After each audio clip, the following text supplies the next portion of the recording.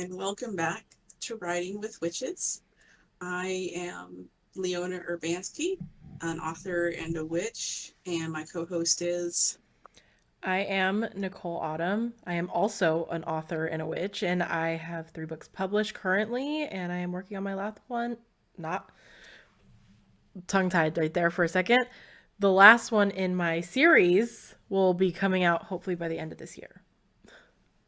Which we're all very excited about. Yeah. The climax of the series. Yes, so worth it. Yeah. So, if you haven't been to our podcast before, what we do is we talk about writing. Right now, we're specifically talking about book writing, and in fact, this is part of our book writing arc. And we're talking about beta readers today, which is Yes. it's a touchy subject sometimes, not gonna lie. Yeah. So, but before we get into that, do you have any book news? No, packing, or I'm sorry, unpacking Unpacking. Yeah. is still commencing. Mannequin is still there. Haven't dressed her up yet. I need to find the right wig. Just the most bright, absurdly colored wig. I have a white wig, so that might. And Oh, also, that for would be those of you perfect. watching it, right? For those of you watching videos, I apologize. My camera cannot decide what to focus on, so I'm working on it. It's a new camera. I'm sorry. But so the former owners of this house left this vampire costume behind. Oh my gosh. Are you going to put it on the mannequin? Yes, That it's would be perfect. perfect. It's Perfect. absolutely yes. Mannequin vampire with the white hair. We're good to go, man. We're all Love set. that. But yeah, um no, nothing book related. okay. Book news for me, I'm still in revisions. I'm slowly getting through it. My youngest will be going to school, so that will be one child, well, the last of my children out of my hair and all in school, so I can really like dive into book revisions. So that's the only news I have, other than we also will be having, at this point when this comes out, our second short stories will already be out at this point, like well over a month out. So there's more We're short actually stories for you to read. yes, yes, there definitely is, and there will be more in like the next 2 weeks when this episode airs. Yeah. So you'll have lots of reading materials from us if you decide to read it on our website. So there you go. That's the other writing related news that I just thought of. That is absolutely legit, and it shows how many holes are in my brain right now that it like I was literally editing one earlier today and I was spaced. No, you're totally good. It has been a long day for both of us. So if we are a little low energy, that is why. Never us. We always must be peppy. That's all. No. That is not my mask. I am the goth emo child. Remember, Yeah. my my college peers will attest to this. So, jumping into beta readers, which is always a fun topic. But to start us off, what is a beta reader? It is essentially someone you hand your book off to and say, hey, I would really appreciate feedback coming from someone that is like the average reader. And they will give you feedback on things like plot lines, pacing, and consistencies. And that is essentially what a beta reader is. Yeah, I mean it's not usually the first person to read your book because that's technically you. So it's the second person that reads your book. If we're gonna Yeah. go with the Greek lettering there.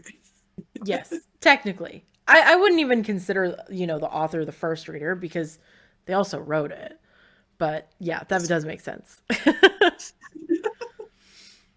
So, with that, there are, some pros to having beta readers, which for me and Leona, we tend to be each other's beta reader because we just enjoy each other's writing enough that we just like, yeah, just send me everything you write. I'll read it. I know. I'm like, hey, I started on this. What do you think? She's like, give it to me now. I'm like, okay. Yes. I'm this person with the gifts that are like, give it to me. I want it.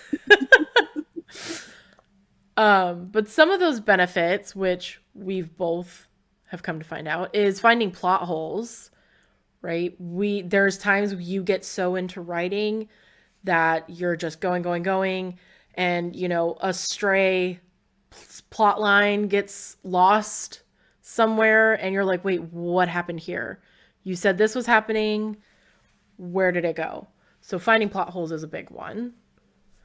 We tend to like fall into each other's plot holes, and we're like, no, we were really where what happened? We need to know.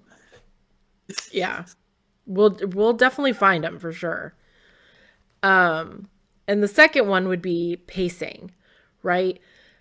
Pacing is a big one. Sometimes you can write and write and write, and it seems like nothing's really happening. So sometimes your pacing is too slow, and you may give that to the average reader, and they might not have the willpower or want to read through a slowly paced book. Some people love slow paced books. Don't get me wrong, there's a place for everyone. But if that's not what you're going for, or maybe the pacing is too fast. I had that happen with the book I'm currently writing. I handed it over to Leona and she's like, this all happened really fast. We need to break this up a little bit and put some extra stuff in there because it was just like boom, boom, boom, boom, boom. And I'm like, that's fair. And even when I went to reread it, I was like, that was really fast.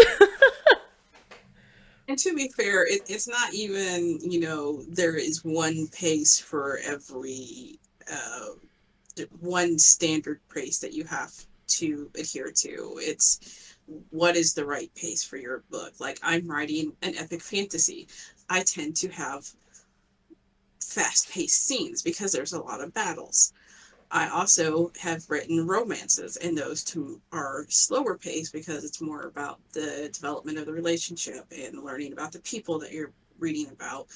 And so it's just a slower build up pacing versus, you have the fast pace. So it's going to depend on the book. There's not one standard pace. It's what works for that book and that plot, in my Yeah, mind.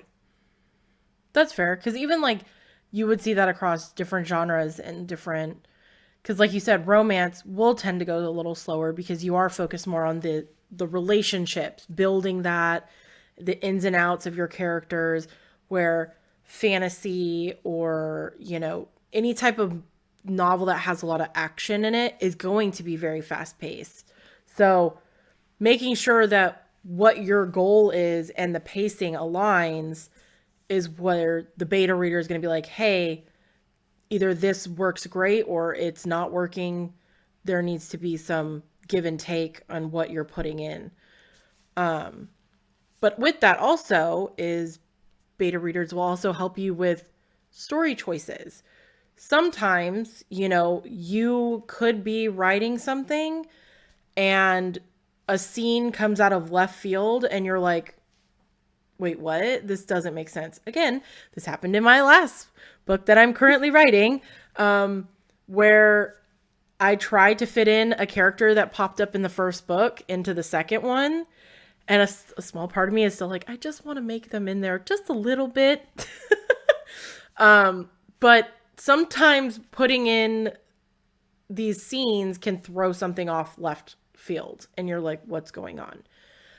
So sometimes the story choices can help with beta readers and saying, hey, maybe this didn't work. What about this? This is where I thought it was going to go. Or just getting that feedback on different story choices will help. And even when it's in your mind, it's a very logical piece to put in there. Like, I had the way my novel is set up is it follows one main viewpoint, and then there are spread throughout viewpoints from different characters. And I had put in a viewpoint from a different character, trying to show exactly what was happening in this world and kind of give more of a gritty, realistic. And to me, that was totally logical because it even flowed off of another narrative thread earlier in the book. And Nicole's like, that just it just doesn't fit. And she's not wrong. And I read back and look at it, but it took having that feedback of, you need to step back and look at this objectively. Even though it feels like it flows to you, it doesn't. So having that extra feedback from a beta reader helped me get a more objective point of view for that story choice. Yeah. And with story choices is also character development, right? It is it's sometimes you can get so into writing that you have your characters make choices you want to make, but may not necessarily align with characters. And beta readers, I feel like, can pick up on that really easily. Like, I'm reading about this character, but this doesn't seem like a choice that they would make. Or on the flip side of that, maybe your character isn't developing. There isn't enough going on with them, and they just seem flat. And you're just like, this character is very two-dimensional. You need to do something more with them to make them more interesting or likable. And getting that feedback from a beta reader will help, because in your mind you're like, oh, this character is just fine. But sometimes that outside perspective helps give you more insight to the characters that you're hoping to portray to your readers. And coming right off of that, you also have to remember that these characters in your mind are fully fleshed out. So you know all these ins and outs and all these secrets about them that the beta reader is not going to know. All they're going to know is the words that you have put on the page. So if a character isn't developing to them the way it is to you, you need to look at what you have put down to help develop that character. Is there some primary motivation that you need to hint at more, even if you can't straight up say it? Do you need to put more foreshadowing so that a choice they make later in the book feels logical in their development? Is so making sure that they're getting those hints that they need to know why the characters are making these choices and why these characters are developing the way they are is important. And that is where having someone that is not in your head, thank God you don't want to be in my head, will help you know what you need to continue to either add or sometimes subtract. Maybe you put too much in there and they're like, this is just info dump that we don't need. I'm guilty of that for sure, you know. And so it's like, we don't need this to understand, and it's just extraneous information. So it's something to think about. Yeah. I would say, even like with some characters, just from me reading, I've seen where someone will take like one key character trait or something that this character likes, and they harp on it the entire book. And that is a quick fire way to, make your characters one dimensional. Is, oh, she's clumsy, so now she's going to be clumsy throughout the entire book, and every time something happens, oh, I'm so clumsy. Like, we get it, but that's where that development comes in with having your beta readers like, hey, no one is just clumsy. There are other things and facets to characters. Even, I was reading a book where they really liked coffee. So every morning they were like, she explained making a latte every time she made a latte in the book. And I'm like, I get it. Can we get more of this besides I get it. She likes coffee. I do too. A bitch loves a good coffee. But I don't need you to explain it to me every single time she makes one. So in that aspect, they could have used with a little bit more beta reader, feedback in that situation. So yeah. And Yeah. And there's a difference between keeping your characters consistent, because obviously if a character is clumsy, yes, that should be consistent throughout the book, unless they're like going through some kind of special training to rectify that, and that would be character development. But it's also, there's a difference between being consistent and only bringing up one trait of that character. So Yeah. yeah, I feel like you need to make sure you're, not you specifically, Nicole, No. but our listeners are understanding, keeping a character consistent still is going to have more traits and making them a well-rounded, developed character. So you can be like, oh, she's clumsy, but you can also just be like, she tripped over a rock and smacked her hand. You don't have to be like, oh no, she's so clumsy. It's just be like her Yeah. going, "Ah," getting up and keep going, you know. You don't have Yeah. to explicitly sit there and detail all of that out. It's just like, she tripped, she got up, she kept going, you know. Yeah. Even if it was some internal dialogue where it was like, damn it, again, like just something that simple that, like, yes, it reinforces the idea that she is a clumsy character without having to say, oh no, I'm so clumsy. Like, yeah. I just, Imagine that, having to listen to this person. That's what you need to do. You need to imagine listening to see if that dialogue is going to drive you up the wall. yeah, To be like fair, if, there are people who do that. yes, there are. And yeah. Um, but that's just, I've noticed a lot with a lot of the new writers coming out that I've read, and this isn't specific to indie, it's traditionally published too. Like, it's where it's one key feature of their personality and they harp on it the entire book. And I'm like, people are more than just one thing. So, No, for sure. yeah. I love you're like So, harping on about characters being clumsy and they can't freaking screw a cap on a water bottle. no, and that's the thing is, like, I don't care if the character's clumsy. It's just like the first thing that comes to mind because I feel like that one's so overused.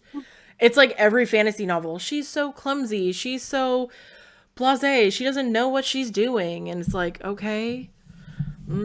Okay. Just so harped on. And it's the first one that came to mind. Okay, I'll get off my soapbox. I'll stop ranting. We are accumulating piles of soapboxes here. I know. So with all that said, when do you actually send out your novel to a beta reader? In my opinion, I feel like you should probably have at least 1 to 2 revisions down, that where you feel the story itself is maybe not perfect, but it's pretty much where you want it to be, right? Maybe there's going to be some minor tweaks of adding dialogue here or there or little bits, and it's had some basic editing, right? There's no major spelling mistakes, there's no crazy run-on sentences, but it's readable. We don't want anything crazy out there, But I would say where you're at, where you like your story, sending it out and getting feedback to where you haven't done all the line editing and all that stuff. And you're like, oh, this is picture perfect. This is how I want it to go out. But where you like the book to be. And like, this is where I think if I get good feedback, I would be happy putting this out into the world after getting things done, like line editing and all that stuff. So that's where I think would be a good spot to put where you would want to give your book to a beta reader. Yeah, agreed. Yeah, just having at least, and Nicole and I are not good examples of this because we just shuffle these stories out to each other as soon as we write them. We're like, we haven't even done a spell check on it. So don't take us as your example. But having the story be complete, being able to go through those rounds of revisions, doing, like you said, the major spell checks, running through it so that the person reading it isn't just going crazy from all the misspellings, doing that kind of stuff.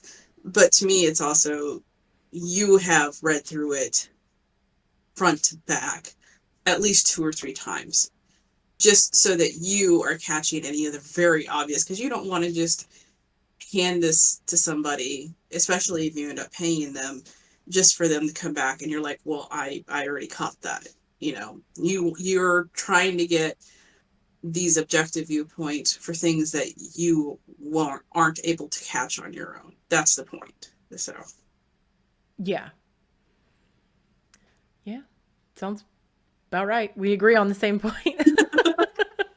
I mean, we agree on a lot of points. That's kind of why we do a podcast together. Just Yeah. saying. That is true. I know sometimes we have like different viewpoints, but ultimately we still mostly agree 90% of the time.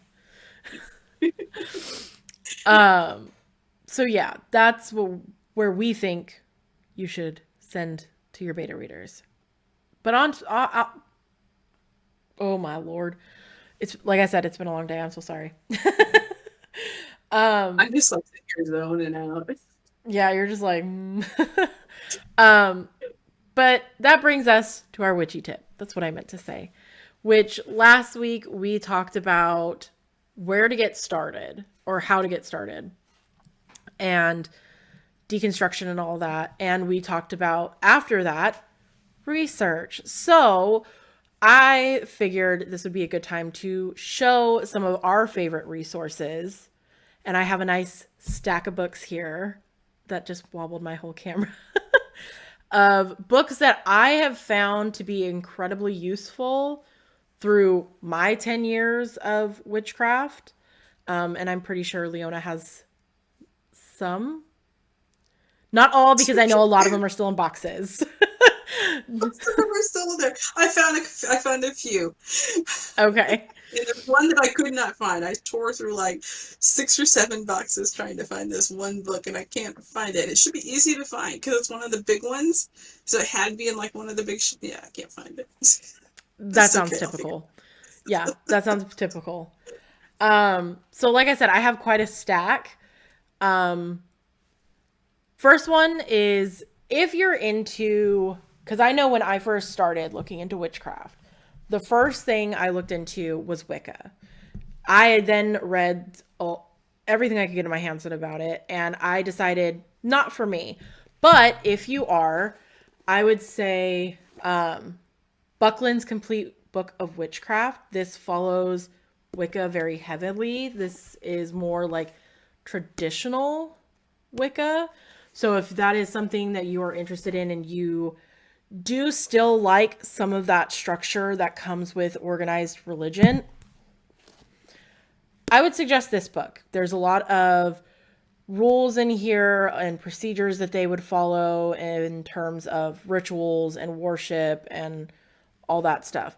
I feel like this is like Christian witchcraft could also fall under this. I know some may disagree, but because of the rules and guidelines, that's where I would sit.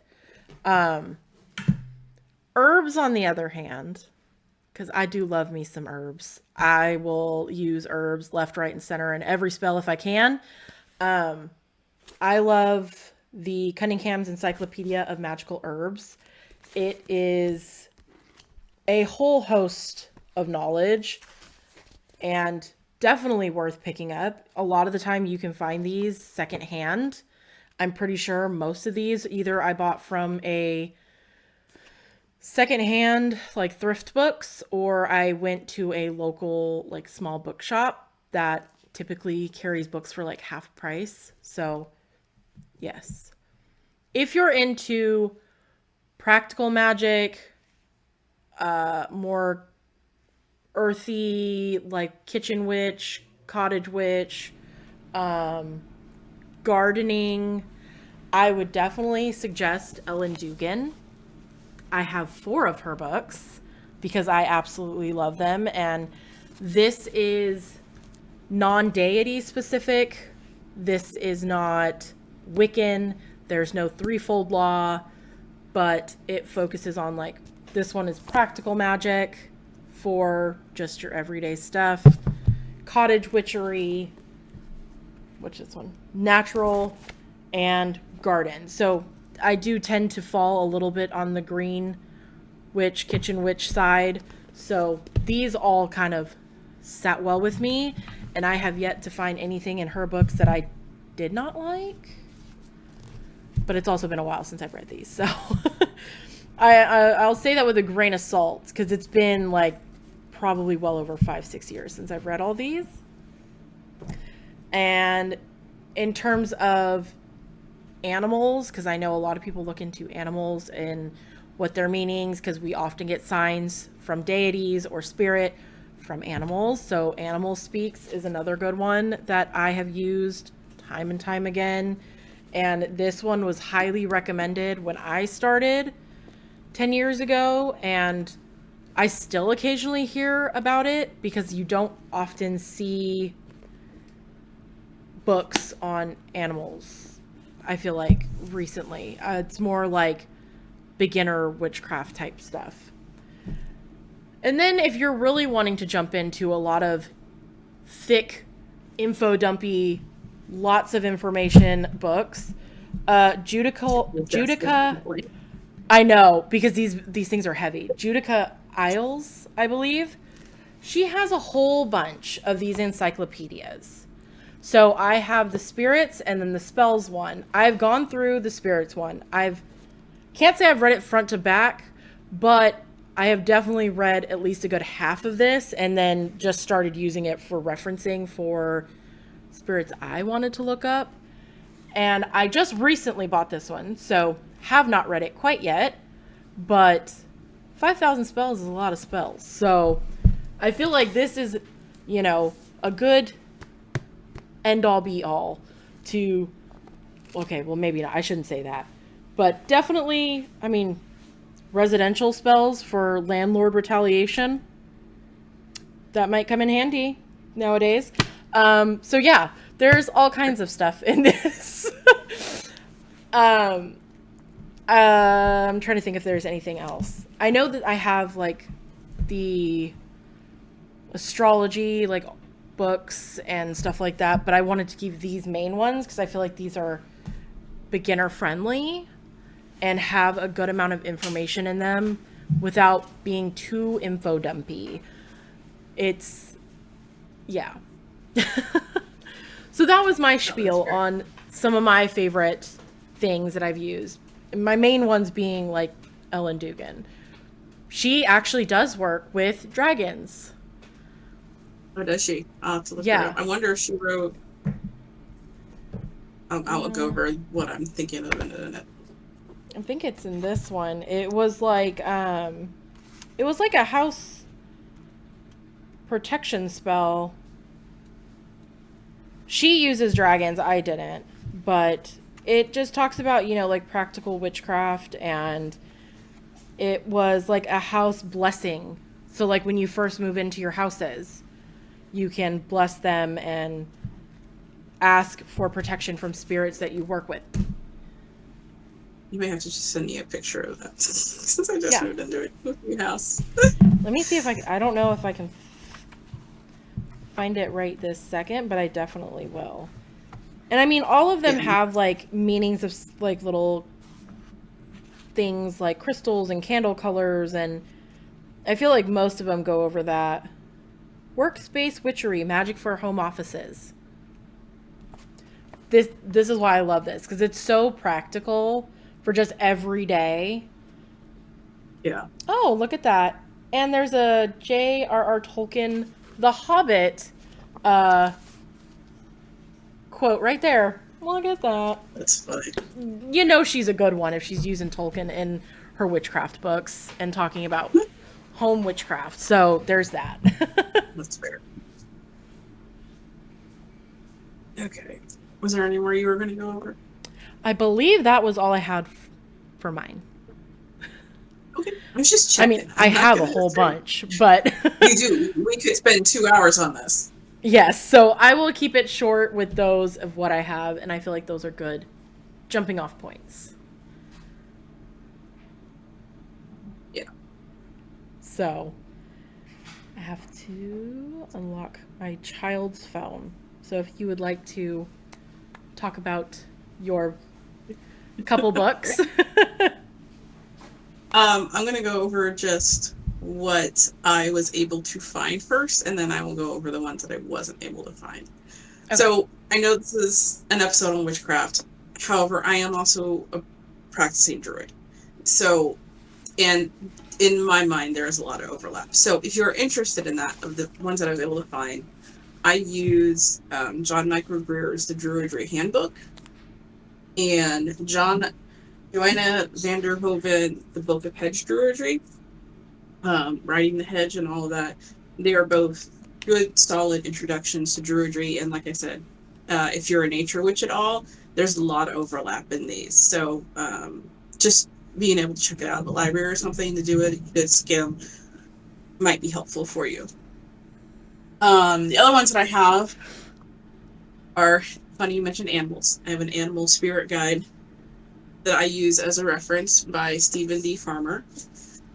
Very, I really like how he has everything set up. Like he has the pictures of the animals. We have a nice little platypus there, and he has the headings of if it shows up, it means call on the animal, and if platypus is your power animal. So it has those 3 sections for each animal, and it's a good. Hang on, let me find the ending page. It's a good over 400 pages, and each animal is allocated about 2 pages. So there's a lot of animals in here. You'll probably be able to, I'm just going to randomly open it. Lemur. Okay, dragon, hello. Thank you for reminding me you're there. Squirrel. Wow. Python. So good reference book for animal spirit guides. If you're seeing a lot of an animal, you might be worth just taking a look at. It is also pretty sure it's non-deity specific as well. It's a very general spiritual meaning. Mm-hmm. If you are interested in getting more into meditation, which a lot of people do meditation, whether they do witchcraft or not, Tobin Blake's Everyday Meditation is good. I used this when I was just getting into meditation. Has 100 daily meditations for various things. I have literally, because I am that person, gone through every one of these meditations. They are all good, basic, different meditations, so that as you go forward, you can kind of get your own flow. But this will also help you explore all the different ways that you can meditate, so you can find what you're comfortable with. He does have it broken up into like 10-day segments. So it kind of walks through all of that. It's like there's the key to emotional balance, health and healing, opening to the mystical moment. He kind of has them chunked into sections there. This one is next one is more of a practical guide. I've been using this since long before I was a witch. The Complete Guide to Herbal Medicines by Charles Fetro and Juan Avila. Again, there's not really any spiritual stuff in here for the most part. There's like this one is some people believe lavender has a calming effect. That's as much as you're going to get with the spiritual stuff on there. But well over 500-page book, has a lot of stuff in here. Not many pictures in this one. It's more about a description of it, why it's used, common doses, side effects, important points, other names. It also gives you references for each plant that they list in here. I know the one other person I met in the wild that uses this book was a tea maker. So okay. It's a good resource for that. Nice. Another book, and I don't have it with me, is called The Untethered Soul by Michael Singer. This was actually recommended to me by a sister witch that was a witch long before I ever was. And when I came to her asking for advice, this was the book that she sent me to. And it really kind of helps. It's not, again, specifically, I don't have a lot of books that are specifically based in witchcraft because I tend to be across the board. That's just the way I am. But this one is just more about the spirit and moving forward and that kind of thing. And then the one book that I do have specifically about witchcraft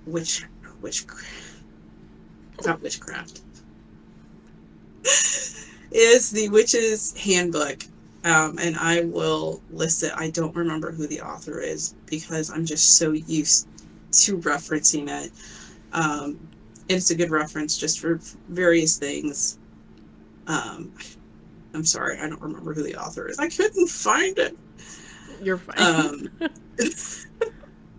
And the other, I was just gonna sorry, go ahead. say, just there's so many like a witch's handbooks or guidebooks. I know. There's so many. But I mean, if you look at it, if you Google that, I'm sure you'll be able to find it. That's a good point. I should do that while I talk about the other thing. Is a face. If you're on Facebook, then I would suggest if you are just starting out as a witch, there is a group on Facebook called Baby Witches, and I'm just gonna have to link it. There's just too many. I don't even remember what the cover looks like at this point. Anyway, Oh gosh. it's, it's been packed away. Okay, I'm sorry. But the Baby Witches group on Facebook is a good, solid group. They have good, solid information out there for you in pinned posts like candle affiliation colors, gemstone affiliations, um, reliable resources that you can go to, as well as I think they had resources that you should stay away from because it was iffy. Honestly, and I'm just going to show this. I'm actually going to show it in my grimoire. That is actually one of the first things that I wrote down with a lot of that stuff from that Baby Witches Facebook group. Yeah. So, honestly, that's all I had. Yeah. Because I couldn't find this very basic witch's handbook that I probably need to update to something different. One other thing I was going to mention is a series of books. There's not one specific book. It's called Pagan Portals. Have you heard of those? I haven't. They're very, very thin little novellas. The first one I found was on the Dagda, and I have been accumulating these for the various deities you know how you said, Leona, you need to go do a Google search. I went and bought books. I mean, that's fair. I could see why, because you just like to have the physical books. So that makes sense. Because I did too. I mean, I still have like a whole bunch. I even have some down here on all the Sabbats. So, and they're just like thin little books that talk about different rituals Yeah. or recipes that you can make and all kinds of So yeah, the stuff. Pagan Portal series has a lot of different authors in it, has a lot of different subjects in it. If you just search Pagan Portals on Amazon, and they're all very thin, very like 100-page or less books, just kind of giving you a kind of quick dip into whatever you're researching in that particular book. And a lot of them also will have references at the end for you for a more deep dive. There's one that I'm reading specifically, and the way they approach it I really like, because she's approaching it, this is about a deity in the Celtic pantheon, and she's giving the myths that this deity is in, the various names they are known by, where those various names are coming up, how she personally interprets it, as well as how the community at large has tended to interpret it. So she's giving you a lot of different viewpoints, and that's how a lot of these pagan portal books are set up, so that while they're trying to narrow down the information for you without restricting you to one viewpoint, if that makes sense. No, that makes sense. Yeah. And they also will give at the end, like where they found all of these stories is in a longer piece, a longer ballad that you can go and read for yourself too. So Pagan Portals I have found is a good, solid introductory series to various topics. Yeah. So Yeah, when it comes to deities, I have like full on books about pantheons, and those suckers can get big. And I mean like those are like the well, tall books that I have, and I'm like I was looking for one and I was like, I can't find it.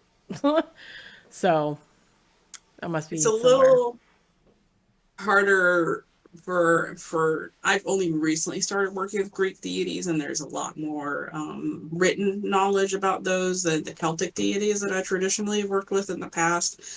So it's honestly hard these days to find copies of a lot of these older ballads written down in a language that I can read. Yeah. So these pagan portals that I'm reading are giving me the translations of that. So while I do fully intend, when I have the money, to go out and buy copies of these longer ballads in English so that I can have them on hand and reference them when I want to, the pagan portals is a good alternative at the moment. And while I'm sure I could find them online, I want to be able to highlight and find it and bookmark it. And put little notes in the margins and Oh yeah, I mean, because you can tell the ones that I use frequently have the bookmarks in them. yeah, that's like I think it Yeah, was the spirit ones where I have like a bunch of magnetic markers in here of specific deities I that I saw that. go back and reference repeatedly because my brain can't even remember what I had for breakfast this morning. So Oddly enough, the Spirit Encyclopedia of Spirits is on my list to buy. I just haven't been able to bring myself to shell out the money for it. it is worth it. It is, and the thing is like the paper itself is not quite Bible thin, but it's a thinner paper. So you're getting a lot. A lot. Like I just turned to the one that has Hades marked. So, I mean, and that's the thing is it goes into what they're also known by, so alternative names as well as like sacred shrines, familiars, manifestations, altar setups, animals, all kinds of stuff. So this is like a very, very good guide. And it isn't like one pantheon specific. It is, there's African deities in here, there's Greek, there's Celtic or Celtic. I don't know. I go I with hear, Celtic, but that was just how I I, was. I, I don't know if that's yeah, correct or not. I don't know because I hear it both ways. So I'm like, I'm just going to put both out there. So this is a whole host of stuff. And I'm pretty sure it isn't just deities, it's also like just well known spirits as well. But it also gives you like the origin. So it'll tell you where these deities or spirits are from, which is also really nice. So I'll have to definitely invest in that. it, I think I got that one when it was on sale. So I think they're normally like $30 or something. And I got it on sale when it was like 20. And I was like, I'm getting it. I'm snatching it up. So yeah, those ones I definitely recommend. They're worth the investment if you can make the investment. Um, so yeah, I would say I know you mentioned meditation. There's also some really good. I can't remember what the heck they're called. I'll have to put it down below. But there are two specific meditation channels that I've used in the past on YouTube, and a lot of them aren't witchcraft specific, but it is for exploring your mind and like inner, like what is your subconscious trying to tell you and stuff like that. That is very helpful. And I'll tell you, those meditations are probably the only ones I've been able to listen all the way through and like learn stuff because I have a hard time like just being quiet and meditating. I listen to them. Background music. Um, so a YouTube channel that I use called Meditate with Lily, and I found it specifically because they have meditations on there specifically for people with ADHD, which while I have Ooh. not been professionally diagnosed, I'm pretty sure I'm in there somewhere. Oh, same. Yeah. 100%. So that is a channel that I have been using to kind of, because like you said, it's hard to sit still and be quiet because your brain will not shut up. It does not. Someone would have to whack me over the head with a pan to get my brain to be quiet. Let me see. So one that I have saved is Divine Self Hypnosis, your guided sleep hypnosis meditation channel to a magical place where you sleep becomes your healing ceremony. So that is one. I don't think this was always called that because I'm like, I don't recall that. But if it's here, then I liked it at some point. And I know there's another one. It's like, oh my gosh. I want to say his name is Steven or Stefan. Not unless this is the channel because now it's not there. Yeah. So I think that's what they may have changed it to. But yeah. That one I would suggest as a good one. Like just off the top, travel to the Akashic Records. Divine Feminine Activation. So they have a whole host. If you're into guided meditations, I suggest looking at that one. So, yes, that would be a good resource to help with meditation if you're like us and it is hard to be quiet and meditate the way you typically see meditations done. So, yeah. So now it takes us back to book writing. Now that we've spent 20 minutes on talking about witchcraft again. I think you really expect anything less of us, truly. No. Honestly, at this point, like just expect a good third of the podcast witchcraft. That is half of the title. Yeah. Just saying. Yeah. So we are going back to talking about beta reading, and when you decide on picking your beta readers, it is a good idea to have a good relationship with them. Purely because when you know them, you know how you can give and or receive information from them without getting these negative knee-jerk responses, right? Me and Leona know we both don't want it sugar-coated. If something is not right, we tell each other like, hey, I think this could be better if this, or this doesn't quite make sense, or what if you did this instead? And at least on my end, I can't speak for you, but on my end, when she suggests something, I almost never get a, well, what? No. Like, I'm just like, you know what? You're right. So she might have a point. She has a point. And this is why I give you my stuff, because you see things differently than I do. And getting that feedback is helpful. So having that good relationship with someone, like I said, it makes it so much easier to know how you can give them information without them getting defensive or you getting defensive. So, because we also are beta readers as well as working with beta readers. So, Yeah, and working as a beta reader for someone new can be difficult. And honestly, if you feel that you can have this conversation up front on, okay, how would you like, how detailed do you want me to be with this? And if you are a beta reader, though, I think it's also, and I've said this in the past, is also don't just give criticism to this. Like, even with Nicole, as long as we've known each other, I'm still like, I really loved this scene. This was a really good line. If you can't find anything good about this book that you're beta reading, you shouldn't be beta reading it, because this is not the book for you. You are not the right audience for this.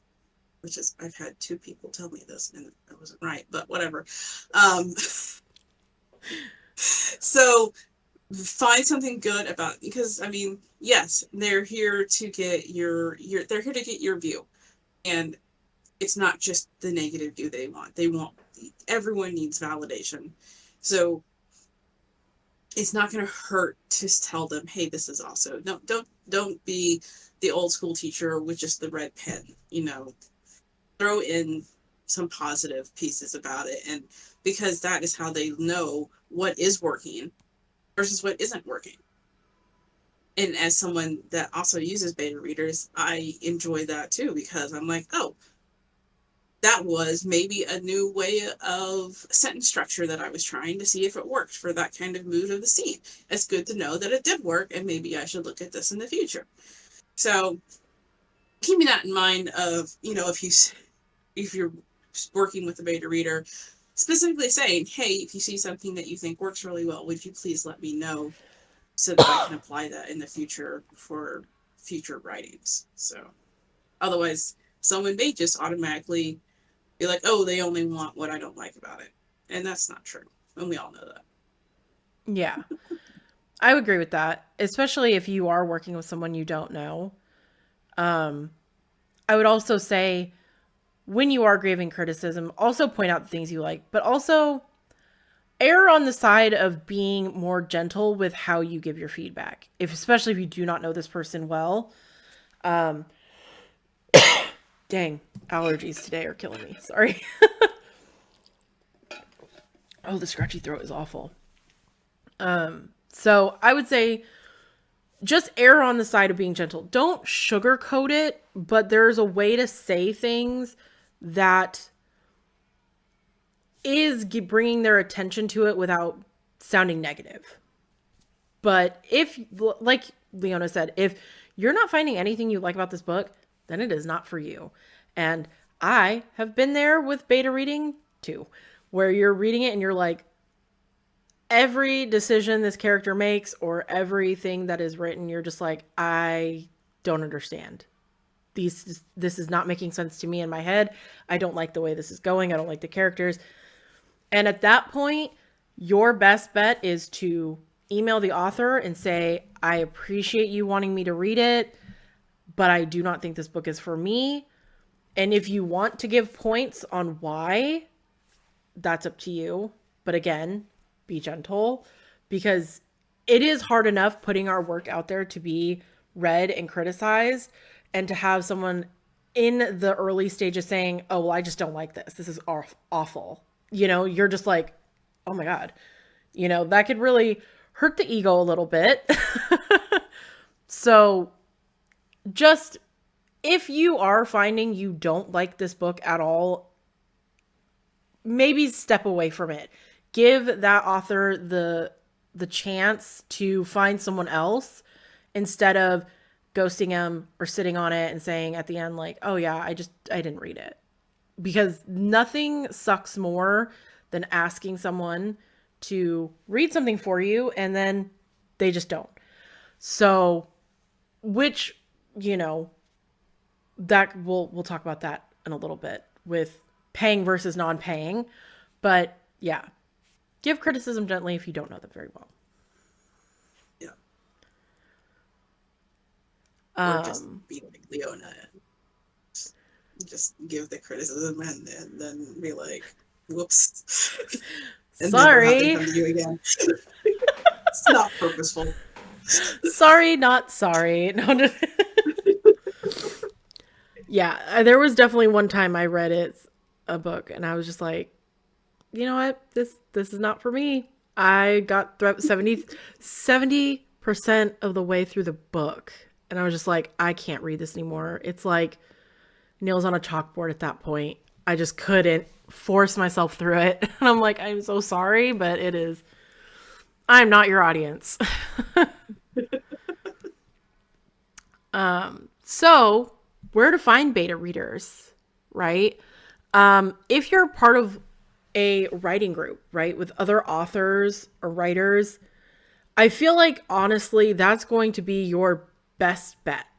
Because if you're going to ask another author to read for you, I would say most likely they're going to finish it, because they understand having to wait for someone to read or not read it. So my first thing would be, if you're in a writing group, ask other writers, because they're also going to have that knowledge behind them of being an author and different advice that they could give you besides something that comes from a reader.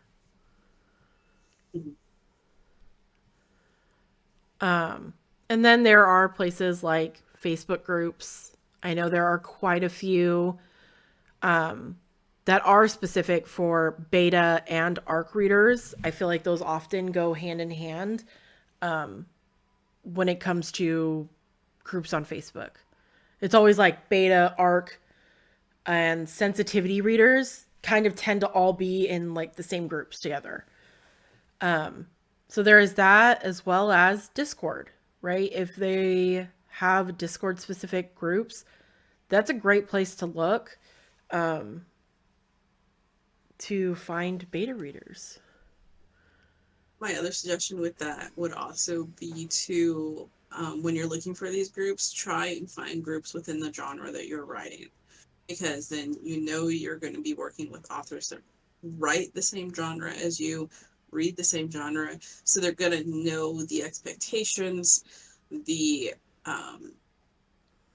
formats that you're using, the terminology or whatever jargon might be in. Like if you're a sci-fi reader, don't expect a romance. If you're a sci-fi author, don't go to a romance group and ask for a beta reader, because while there are probably still people that do both, like I would still read it, um, you're not going to find as many people that are willing to. I think Nicole and I are a little unusual in that we write in not drastically different genres, but hers is definitely more of the urban fantasy set in this world, and mine is like way out there. Like way high fantasy. Yeah.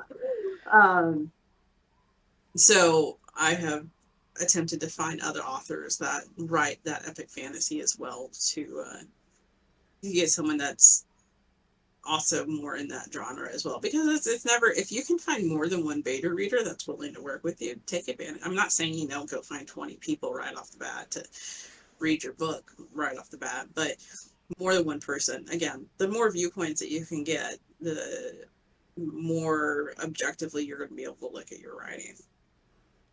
Yeah.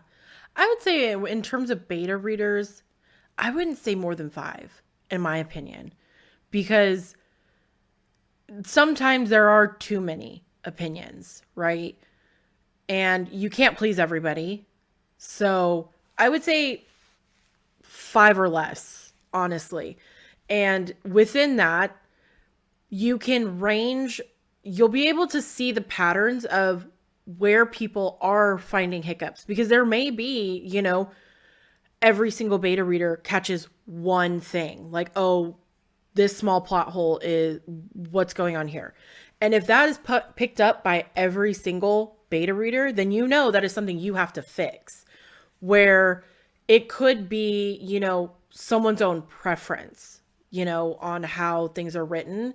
And that's fair. But at the same time, you can't please everyone. You can't write your book at the expectation of, well, I want to please every single reader that reads it. Sometimes that's just not possible. So, not sometimes, all the time. That's just not possible. So, I would say a small handful of beta readers to give you feedback would be a good start. Because, again, sometimes too many opinions is just that, too many. And it can leave you scrambling on what you want to fix and what not to fix. And it could just be a lot. That's a lot of feedback. Is a lot of feedback. I'm a weird one in that I actually am kind of going outside of that bubble for a specific reason. I am going to be using 8 beta readers for the revisions on this, but my reasoning is 4 of these readers read the previous version of Fire Magic. Yeah. So they're going to be giving me feedback on, does this still work? Did these elements come through still? And then I have 4 people that have never read, so I'm getting totally new objective viewpoint from them. So Mine's a weird case though, because I've already considered this book finished once and then that didn't work out, so I'm revising it entirely. I mean, that's a fair point though, because I mean, at that point you have four beta readers who already know your characters and your storyline, and they can give you more of that feedback specific to character choices, right? I know when I was reading Fire Magic, there was, we talked about one character that comes up, well, technically two. The daughter, Davina, and, shit, I can't remember his name. The demon? Yeah. There is Yes. a storyline there I can that never remember we, his name either. I can, Padrick or Pat, something like that. Adrian. Patriarch, there you go. I wasn't entirely sure how to pronounce it. So when I first read it, I had given you like, hey, what if this was a love story? Because I was very heavy into reading dark romance at that point. And I think you even toyed with that option. And then later on was like, you know what? No, it's not working. And even me reading that now, or when you go to fix it, I do see how that it was a little forced. And that was just me wanting, like, hey, put some dark romance in there. Um, so there is that too, that you may get advice from a beta reader and you're like, oh, you toy with the idea. And then you're like, maybe not. I don't think this is working the way I was hoping.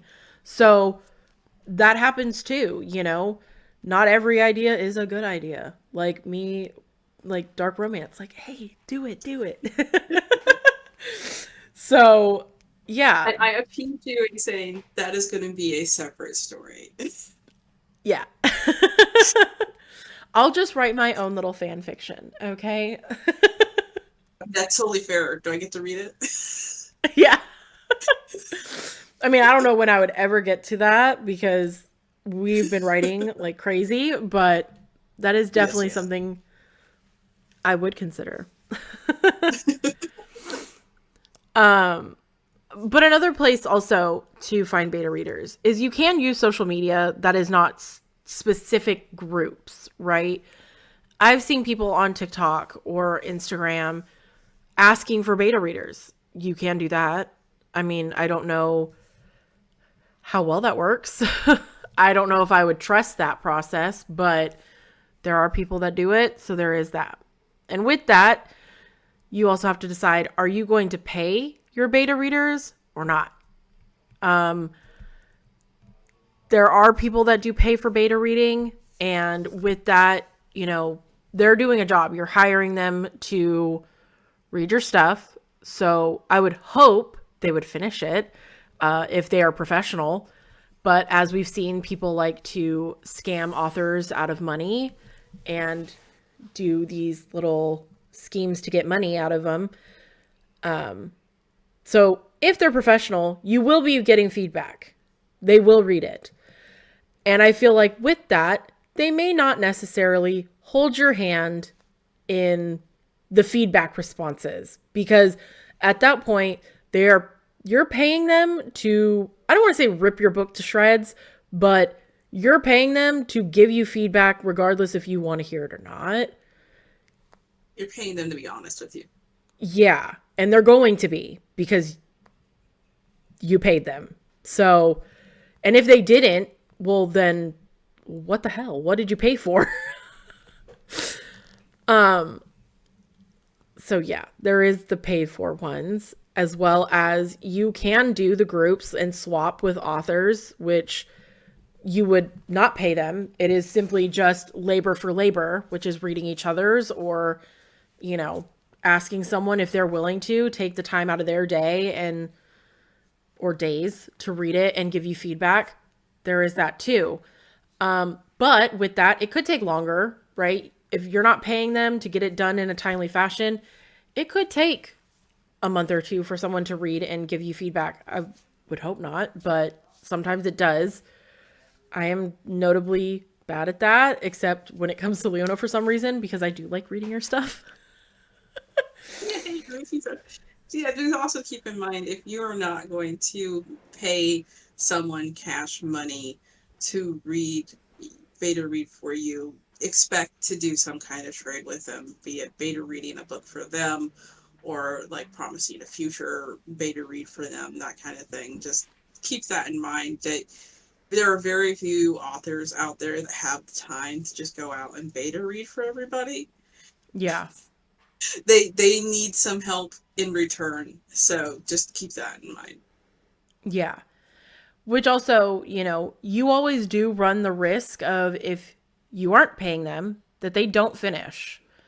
You could get ghosted. So there is that too. So that is, like I said, that is one of the risks of looking towards other authors or just avid beta readers to do things. If you're not paying them, there is that chance that they just don't finish and you get no feedback.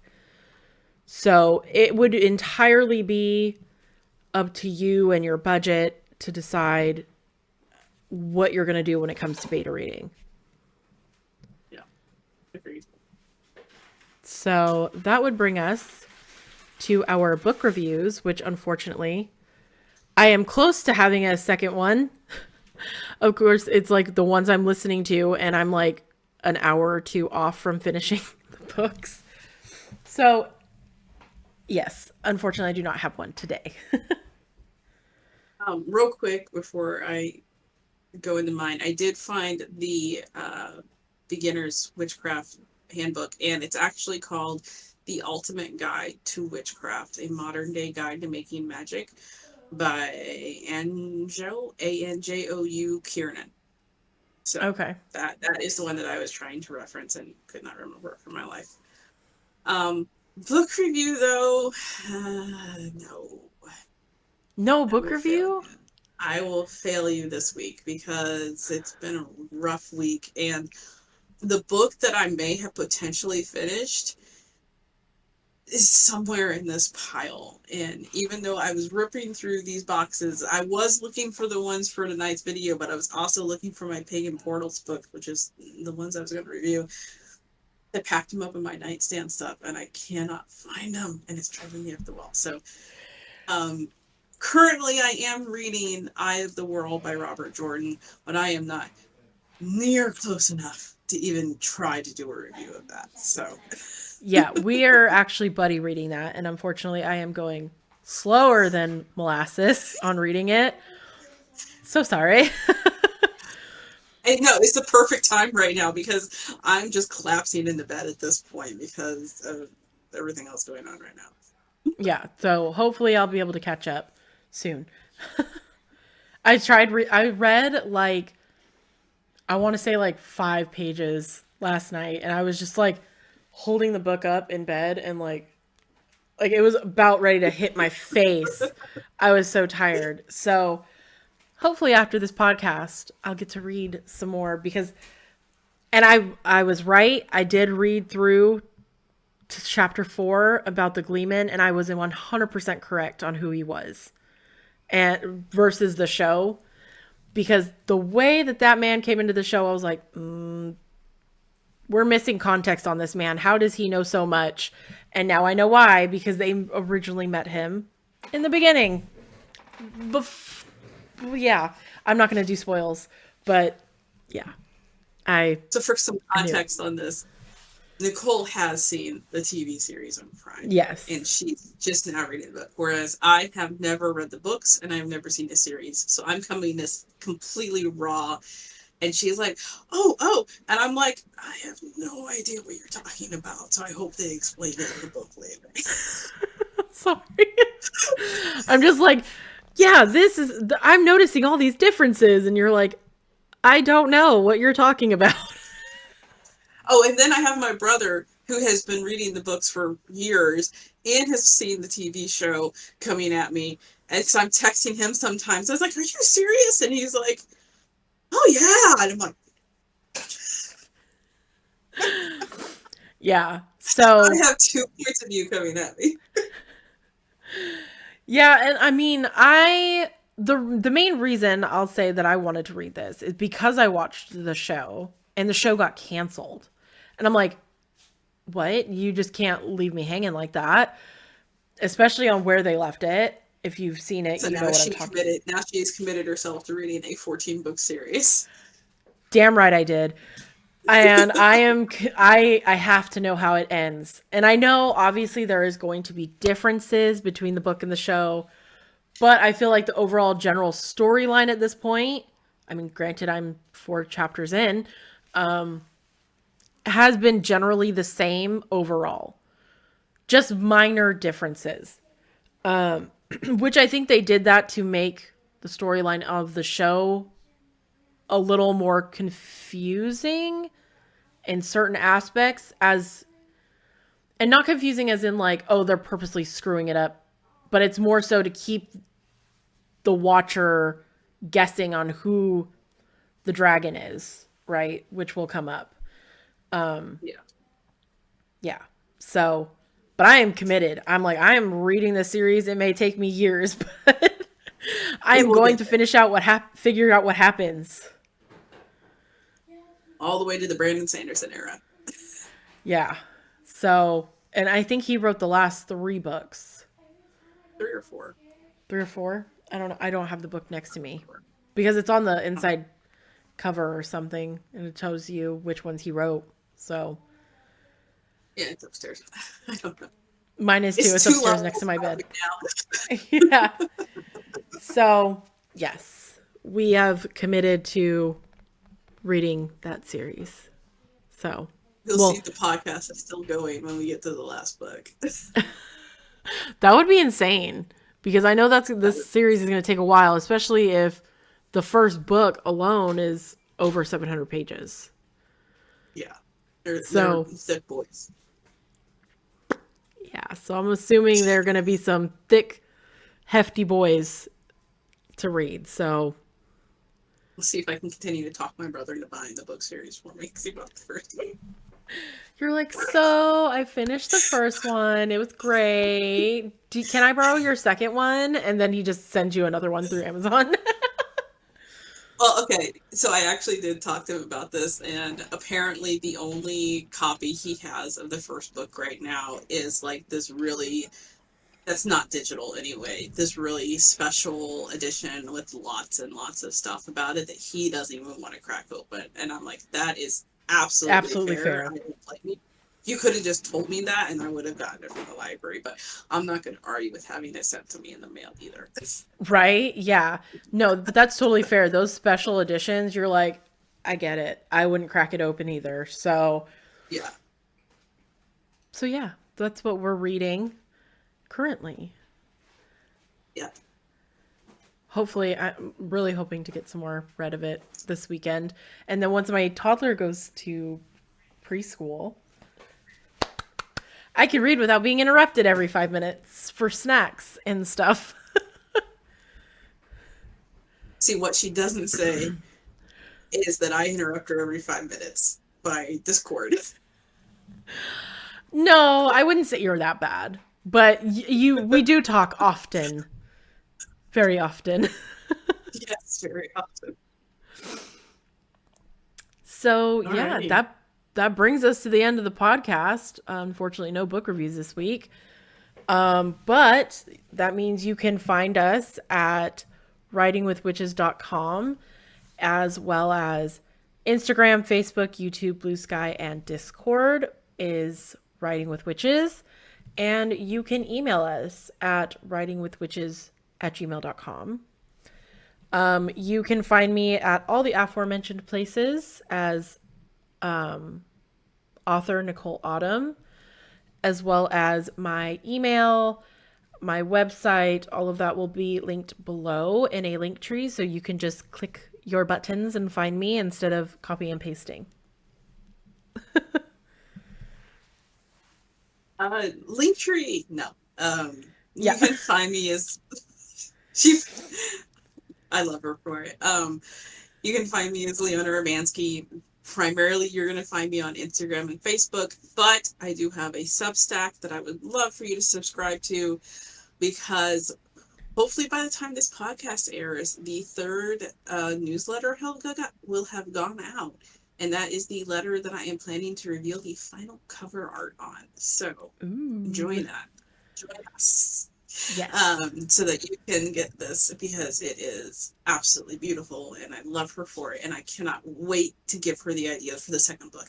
Um, Yeah. so for the book reviews that I do hope to have up and running again soon, WordPress, Facebook, and I will also hopefully have YouTube up and running. I also do post reviews on Goodreads and Amazon if you are looking for a review there. So that is kind of all I've got. Yeah, I think that's it. Um, and next week we will be talking about self editing. So stick around for that and join us next Or shouldn't week. you? Huh? Should you or shouldn't you? Uh, it's all up in the air, you know? So yeah, that brings us to the end of our podcast. Thank you for watching and or listening, and we hope you will come back next week. Bye. Bye.